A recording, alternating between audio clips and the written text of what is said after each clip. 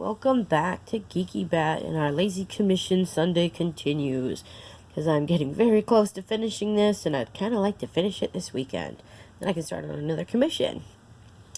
Alright, so off camera, I went ahead and finished all of our rainbow splatter. This ended up looking pretty cool. Added some shading to it so it wasn't so flat.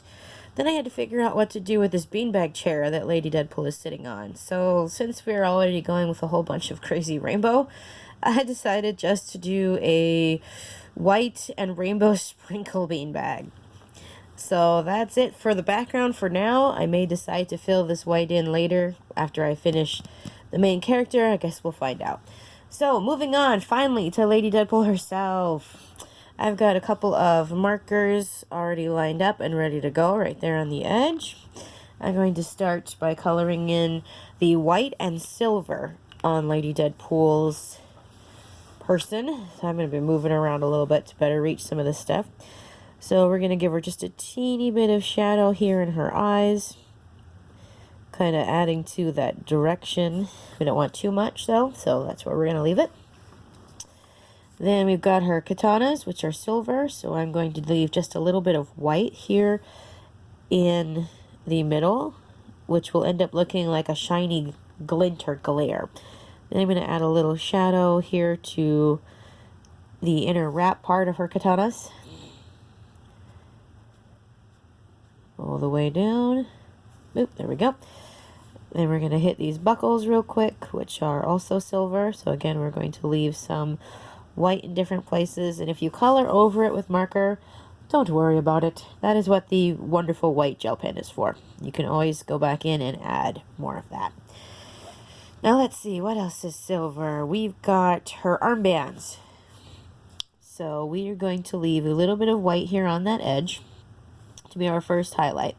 Then we're going to come in from about the middle and leave a second highlight right here. The rest we're going to go ahead and do a dark gray, and I will come back and do the shading on that here in a minute.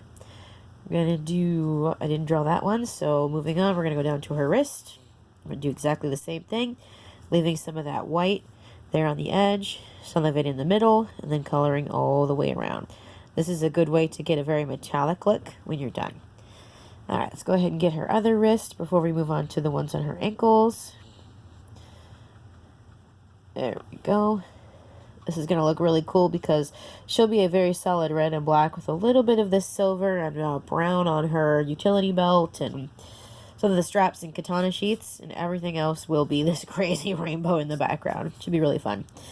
Alright, so now onto her utility belt.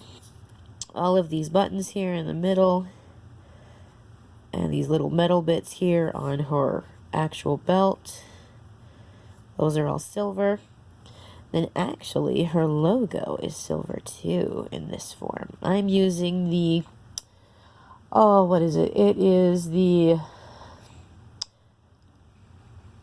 Kotobukiya Bishoujo series statue as the reference that I drew this from, because I really like the way he did the costume on that one. And the Bishoujo series statues are really fun, so.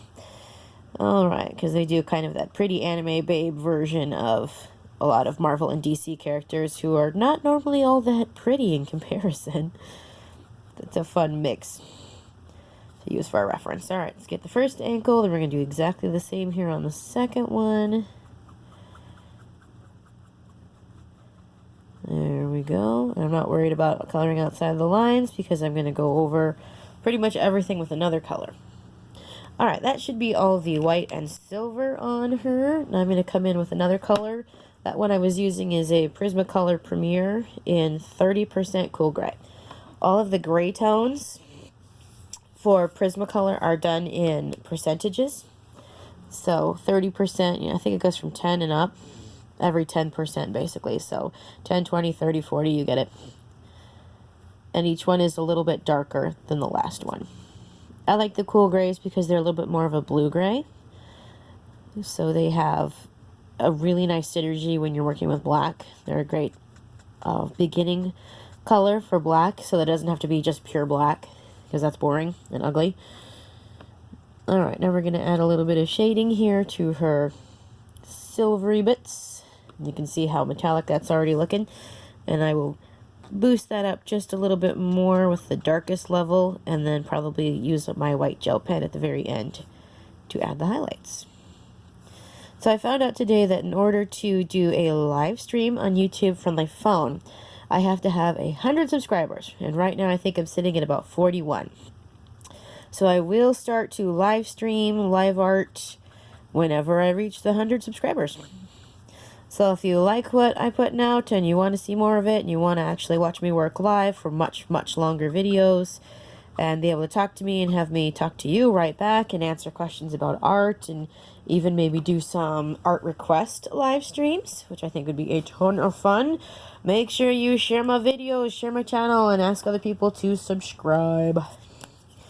Alright, now I'm going to come in with a 60% cool gray, which is much darker than the others that I've been using. And I'm going to use it very sparingly. As you can see already how much darker that is. Let's see if I can get a little closer with that. There we go. If you do too much, then it will start to look a little bit black, and we just want to accent the edge of that shadow. So we're going to use our darkest colors pretty sparingly, because this is a bright rainbow-tastic version of Lady Deadpool, and I don't want to have a lot of dark, heavy colors kind of going over it. There we go. We're just going to finish up this silvery bits right here.